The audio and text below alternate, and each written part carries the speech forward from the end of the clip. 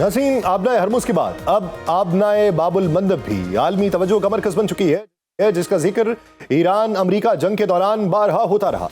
और अब यमन के हूती बागियों ने यह दावा किया है कि वो मुल्क के शिमाल मगरबी इलाकों की बंदरगाहों और फजाई अड्डों की नाकाबंदी के जवाब में सऊदी अरब की बहरी नाकाबंदी कर रहे हैं और इस फैसले का इत्तलाक फौरी तौर पे होगा। एक रिपोर्ट ये बताती है कि सऊदी जहाजों के लिए आबनाए बाबुल मंदब को बंद किया जा रहा है, जो बुहेरा अहमर का जनूबी दरवाजा तस्वुर की जाती है। सऊदी अरब ने इस ऐलान पर फौरी रद्दअमल जाहिर किया। सऊदी वजारत खारजा का कहना है कि ये इल्जामात बेबुनियाद हैं और बैनुल अक़वामी कवानीन के तहत सऊदी जहाजों की हिफाजत के लिए हर जरूरी कदम उठाया जाएगा। यूं ये वाज़ेह हो चुका कि सऊदी अरब सिर्फ बयानात तक महदूद नहीं रहेगा, बल्कि अमली इक़दामात करने से भी गुरेज नहीं करेगा। 2022 में जंगबंदी के बाद हूतियों और सऊदी अरब के दरमियान हालात निस्बतन बेहतर हुए, लेकिन अब कशीदगी एक बार फिर बढ़ रही है। हूतियों का कहना है कि उन्होंने सना के हवाई अड्डे पर होने वाली सऊदी बमबारी के जवाब में अबहा एयरपोर्ट को मिसाइल से निशाना बनाया, जबकि सऊदी हिमायत याफ्ता यमनी हुकूमत ने मौक़िफ़ इख्तियार किया कि सना पर हमला एक ईरानी तैयारे को बगैर इजाजत उतरने से रोकने के लिए किया गया था। दोनों फरीकों के बयानात में मौजूद इस फर्क ने भी सूरत हाल को पेचीदा बनाने में अहम किरदार अदा किया।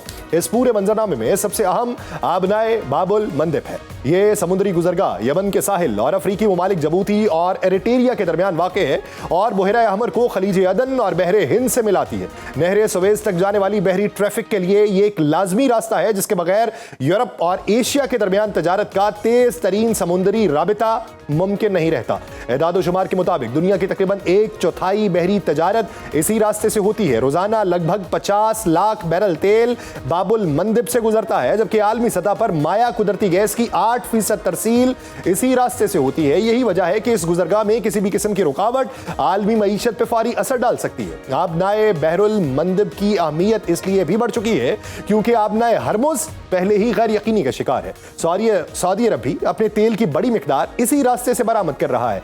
हूती वाकई अगर इस गुजरगाह को बंद करने या रुकावटें पैदा करने में कामयाब होते हैं तो उसके असरात सिर्फ सऊदी अरब तक नहीं रहेंगे, पूरी दुनिया में महसूस किए जाएंगे। यूं सप्लाई चेन में खलल पैदा होने के बायस तेल की कीमतों में इजाफा होगा और आलमी तजारती सरगर्मियां मुश्किलात का शिकार हो जाएंगी। माजी में भी हूतियों ने बुहेरा अहमर में तजारती जहाजों को निशाना बनाया। अक्टूबर 2023 के बाद खास तौर पर मिसाइल और ड्रोन हमले किए, जिसके बायस आलमी जहाजरानी मुतासिर हुई। इस पस मंजर में मौजूदा धमकी को संजीदगी से लिया जा रहा है। अब असल सवाल यह है कि आया हूती इस ऐलान को अमली शक्ल देंगे या नहीं। अगर वो बराह रास्त हमले नहीं भी करते तो सिर्फ इस ऐलान से ही गैर यकीनी पैदा हो सकती है, जिसके नतीजे में जहाजरानी कंपनीज अपने रास्ते तब्दील कर लेंगी। लेकिन अगर हमले शुरू होते हैं तो एक नया आलमी बहरान उभरेगा, जिसके असरात सिर्फ मशरक़ वस्ता तक नहीं बल्कि आलमी मईशत और सलामती पर भी मुरतब होंगे। इसी मंजरनामे पे मजीद बात करेंगे। हमें ज्वाइन किया है दिफाई तजियाकार air commodore retired Khalid Chishti साहब ने। चिश्ती साहब, बहुत शुक्रिया आपके वक्त का। चिश्ती साहब, यमनी हूतियों की जानिब से ये बाबुल मंदब बंद करने की धमकी मंजर-ए-आम पे आई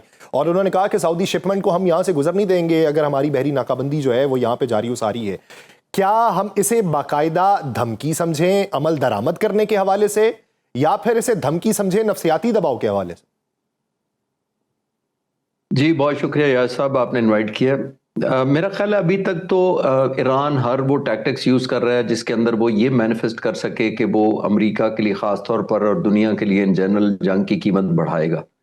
और जाहिर है वो समझता है कि प्रेसिडेंट ट्रंप की जो ये पोजीशन है, जंग बड़ी अनपॉपुलर हुई अमेरिका में, हमने देख लिया। प्रेसिडेंट ट्रंप को भी पॉपुलैरिटी का सामना करना पड़ा। नेतन्याहू और प्रेसिडेंट ट्रंप के दरमियान डाइवर्जेंस हो गई।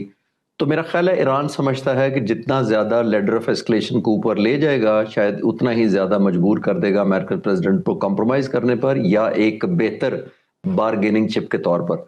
और मैं उसको जस्टिफाई नहीं कर रहा, लेकिन एक एलिमेंट ऑफ लेजिटिमेसी ईरान की ये भी है कि over a period of time जब भी मुआहदा किया गया है वो ऑनर नहीं किया गया। तो ईरान को लगता ये है कि बार बार इस तरह की तबाही अपने मुल्क की कराना, इतना ज्यादा इंफ्रास्ट्रक्चर जाहिर है उसकी डिस्ट्रक्शन करना, वो उसके लिए वायबल नहीं है। और उसमें ऐड करें यासिर साहब एक और, वो है एक element of anger and hate and revenge. और ख़ास तौर पर जब ये जनाजा हुआ आयतुल्लाह खामनाई का, उसके बाद दुनिया ने देखा कि किस तरह लोग कन्वर्ज किए।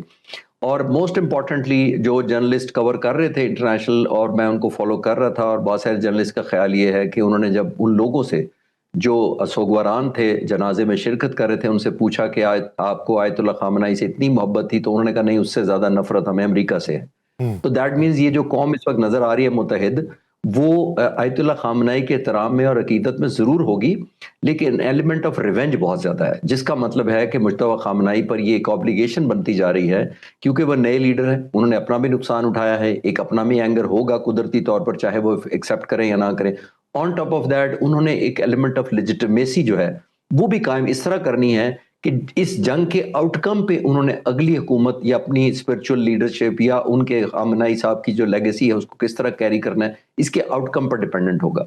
आखिरी जुमला मैं अर्ज करता चलूं, इसके अंदर रिस्क भी अटैच होता है। जब आप एक कैलकुलेशन करते हैं कि लीडर ऑफ एस्केलेशन को इतना ऊपर ले जाएंगे, आपको टेक होम बेनिफिट मिलेंगे, तो उसका बाज दफा आपकी मिसकैलकुलेशन या अंडर एस्टिमेशन हो, खासतौर पर दूसरी तरफ एक सुपर पावर हो जिसकी अपनी ईगो और प्राइड हो, तो बाज दफा बैकफायर भी करता है और नुकसान भी हो जाता है। अच्छा सर, मेरा एक बुनियादी सवाल है सर, वो ये कि कहा यह जा रहा है कि ईरान की तरफ से एस्केलेट किया जा रहा है और ईरान हॉरिजेंटल एतबार से इस जंग के असरात को खत्ते के अंदर फैला रहा है ताकि उसका आउटकम उसके हक में निकल सके। सर, वो बुनियादी सवाल ये है कि ईरान सऊदी अरब के साथ बेहतर होते ताल्लुकात को खराब करने की कोशिश क्यों करेगा? क्या यही समझना चाहिए कि ईरान की जानिब से ये ट्रिगर किया गया? क्योंकि वो जो एक हमला सना एयरपोर्ट के ऊपर हुआ, वो यमनी हुकूमत जो सऊदी हिमायत याफ्ता है या बैनुल अक़वामी सतह पे जिसे तस्लीम किया जाता है, वो कहती है हमने किया, एक ईरानी जहाज को उतरने ना देने के हवाले से। लेकिन जो यमनी हूती हैं वो इल्ज़ाम सऊदी अरब के ऊपर लगाते हैं। तो ये इसे ईरान के साथ लिंक करके देखना चाहिए या फिर ये यमनी हूतियों का पुराना मामला समझ के उस नज़र से देखना चाहिए? नहीं, मेरा ख्याल है लिंक करके देखा जाएगा, बेशक ना भी हो, लेकिन दुनिया इसी तरह परसीव करेगी, क्योंकि जब पिछले सवाल के जवाब में मैं अर्ज कर रहा था कि ईरानी बुनियादी तौर पर एस्केलेट करना चाहते हैं और उनको पता है कि जितनी ज़्यादा प्रोहिबिटिव कॉस्ट इम्पोज करेंगे अमेरिका पर, उतना ही लीवरेज मिलेगा। उनको ये भी पता है कि वो जो 20,000 के करीब उन्होंने टारगेट तबाह करवाए हैं अपने मुल्क में, मिलिट्री इंडस्ट्री है, इंफ्रास्ट्रक्चर है, मिसाइल साइट्स हैं, डैम्स और बहुत सारी सड़कें तबाह हो गई। आपने देखा पानी के बिजली घरों पर हमले शुरू हो गए हैं, यूनिवर्सिटियां तक नहीं छोड़ी गई जो अमेरिका और इसराइल ने हमले किए हैं। तो ईरानी लीडरशिप को ये पता है कि हम रोजाना की बुनियाद पर इस तरह की तबाही नहीं करवा सकते। कोई लॉन मोइंग नहीं है कि कुछ अरसे बाद एक मशीन फेर दी जाए और आप ट्रिम डाउन कर दिया जाए। और ये मुझे लगता है कि ईरानी लीडरशिप के अंदर, जैसे मैंने पहले सवाल के जवाब में अर्ज किया, कि एक एलिमेंट ऑफ एंगर भी है। तो आई थिंक उनको पता है नाउ और नेवर। इसीलिए वो ह्यूतीज को अगर सऊदी अरब के कर रहे हैं खिलाफ, तो मैं समझ रहा था कि उनको रिप्रोचमेंट का करना चाहिए था जब सीज फायर हो गया, कनेक्ट बैक करना चाहिए था इन अरब मुल्कों को, कॉन्फिडेंस देना चाहिए था कि हमारी मजबूरी थी जंग के दौरान। लेकिन मेरा ख्याल है कि ईरानियों ने एक लाइन ड्रॉ की हुई है, सही या गलत नहीं, मैं कमेंट कर रहा हूं सिर्फ। उन्होंने ये लाइन ड्रॉ की हुई है कि स्टेट ऑफ हॉर्मुज हर सूरत में उन्होंने जारादारी रखनी है, चाहे हमारा कोई दोस्त मुल्क उसको वायलेट करे उनके पॉइंट ऑफ व्यू से, या कोई हमारा दुश्मन वायलेट करे, हमने प्रोहिबिटिव कॉस्ट वही करनी है। क्योंकि उनको पता है कि अगर स्टेट ऑफ हॉर्मुज की लीवरेज उनके हाथ से निकल गई तो उनके पास कुछ नहीं बचेगा। मैं मिसाल के तौर पर अर्ज कर देता हूं, जो ही ये जंग बंद हुई तो अमेरिका ने ओमान को और मिडल ईस्ट के ममालिक को ये कन्विंस किया कि जो along the coast of Oman है वहां से शिपमेंट कंटिन्यू करें। उन्होंने किया भी इन जहाजों ने जिनको ईरान ने टारगेट किया। ईरान का ख्याल ये है कि अगर स्टेट ऑफ हॉर्मुज पार्शियल खुल गया तो मेरी स्टेट जो एक होल्ड है या इजारादारी है वो तो कॉम्प्रोमाइज हो रहेगी, मेरी तो बार्गेनिंग चिप नहीं रहेगी। इसीलिए उसने एक तरफ ये डिसाइड किया कि मैंने गुडविल क्रिएट करनी है, या बिगर पिक्चर जैसे मैंने कहा कि अमेरिका को यह साबित करना है कि मेरी जीरो टॉलरेंस है, कोई भी मेरी वॉलेट करेगा जो मेरे कानून है इस एरिया में सेट किए हुए, उसको प्रोहिबिटिव कॉस्ट देनी पड़ेगी। तो I think Iran by design कर रहा है कि कोई भी चीज गुजरे ताकि प्रोलॉन्ग किया जा सके, एक प्रोहिबिटिव कॉस्ट भी किया जा सके, और फिर ऑन टॉप ऑफ दैट वो चाहते हैं कि अमेरिकन प्रेसिडेंट इस वक्त इंतहाई कमजोर हैं। आने वाले वक्तों में या माजी में हम नहीं देखते इतना कोई अनपॉपुलर जंग या अनपॉपुलर प्रेसिडेंट हुआ हो। तो आई थिंक ईरान को भी एहसास है कि इसी वक्त कैपिटलाइज करने के लिए गुंजाइश है। इट इज नाउ और नेवर। यानी आप इससे आपके इन जवाबात से लिया जा सकता है कि मुस्तकबिल करीब के दिनों में बाबुल मंदब हम बंद होता अमली तौर पे देख सकते हैं। और अगर ऐसा होता है तो सर अभी जो मुआशी असरात या सिफारती असरात या जंगी असरात देख रहे हैं उसका दायरा किस हद तक वसी होगा, किस सूरत में होगा, और उस नतीजे में मुज़ाकरात की मेज किस हद तक करीब तर दिखाई देगी? जी यार साहब, बहुत अच्छा सवाल है। इसलिए कि देखिए, ईरान को ये चॉइस करना है कि इतनी ज्यादा strictly manifestation state of Hormuz की प्लस बाबुल मंदब की जब वो ऐड करेंगे तो एक एलिमेंट ऑफ लेजिटिमेसी जो इनको पहले हासिल था जब इन्होंने डिफेंड किया था अमेरिका के खिलाफ, तो वो कॉम्प्रोमाइज हो जाएगा। दैट मीन्स जो एलिमेंट ऑफ सिंपथी था पहले राउंड में, ईरान के हक में कि उन पर विक्टिमाइज उनको किया गया है, सबूत कोई नहीं थे, मिसलीड किया गया, वेनेजुएला समझ के हमला कर दिया गया, नेतन्याहू ने कन्विंस कर लिया, हम तमाम एक एलिमेंट ऑफ लेजिटिमेसी भी देते थे। और फिर इन नेशनल ओपिनियन ये भी थी कि जब इवन इन्होंने जब मिडल ईस्ट के ममालिक पर हमले किए तो फिर भी ईरान ने दुनिया को कहा कि देखे क्योंकि यहाँ से वॉर एफर्ट जनरेट हो रही है मेरे खिलाफ, तो मैं अमेरिका तक पहुंच नहीं सकता, तो यही एक टारगेट मेरे पास है।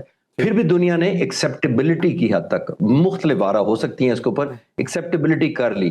लेकिन ईरान जब इस हद तक एस्केलेट करेगा, जो मैं पहले सवाल के जवाब में अर्ज कर रहा था, और उसको फिर कहेगा कि लेजिटिमेसी है, तो मेरा ख्याल है उतनी डिग्री ऑफ एक्सेप्टेंस शायद ईरान को अब इस राउंड में ना मिले। क्योंकि पहले ही आपने देखा जो स्टेट ऑफ हॉर्मुज ब्लॉक हुआ, उसकी जो चोकिंग हुई, उसके जो इफेक्ट्स आए, उससे जो तेल महंगा हुआ, इकोनॉमी इफेक्ट हुई, स्टॉक एक्सचेंज बैठी, अप एंड डाउन हुई, वेरिएशन और अनसर्टेनिटी दुनिया ने देखी ऑलमोस्ट 8 बिलियन लोगों ने। अब मेरा नहीं ख्याल कि ईरान को वो सॉफ्ट कॉर्नर इतनी आसानी से मिलेगा जब वो लेडर ऑफ एस्केलेशन बढ़ाएगा और डे टू डे लाइफ मुश्किल होगी 8 बिलियन और दुनिया के में, तो फिर एक एलिमेंट ऑफ ब्लेम कह लें या एक एलिमेंट ऑफ गिल्ट फिर ईरान की तरफ भी जाएगा। अच्छा सर, एक चीज, एक आखिरी सवाल के तौर पे, यमनी हूतियों की अगर कैपेसिटी के ऊपर बात की जाए तो आप समझते हैं कि उनके पास इस हद तक कैपेसिटी है कि जिस तरीके से ईरान ने आबनाए हरमुज को कंट्रोल कर लिया, हालांकि माजी में हमें पता कि इक्का दुक्का वाकयात हुए मिज़ल फायर करने के, और फिर वो इंश्योरेंस कंपनीज और जो सरमायादाराना निज़ाम है वो खुद मोहतात हो जाता है। क्या यमनी हूतियों के पास इतनी कैपेसिटी है कि इस तरीके से बाबुल मंदब को चोक किया जा सके?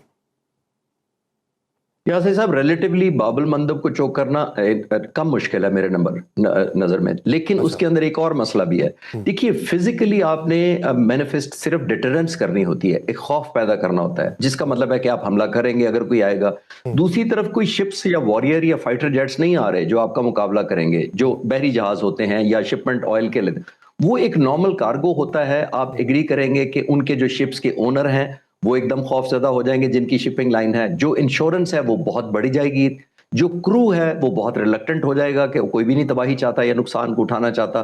तो ये डेटरेंस बेसिकली काम करती है। ये नहीं होता कि हुतीज ने अगर एक शिप को टारगेट किया तो इसका मतलब है वो 100 शिप को भी टारगेट कर लेंगे, लेकिन खौफ या प्राइस या रिलक्टेंस इस हद तक बढ़ जाती है कि वो आपको लगता है कि कारगर हो गया जो ब्लॉकेड किया था या जो उन्होंने सीज किया अपने हाथ में कंट्रोल, वो मैनिफेस्टेशन उस तरह नहीं होती। खासतौर पर एक और लिमिटेशन ह्यूतीज की ये है कि उनके पास एयर पावर नहीं है, उस तरह के ड्रोन का लेवल, उतना की सर्वेलेंस जितनी ईरान के पास थी। और ईरान की जो हाइडिंग प्लेसेस है वो बहुत बड़ा एडवांटेज था। जो ईरान की कोस्ट है वो सारी रॉकी माउंटेन है।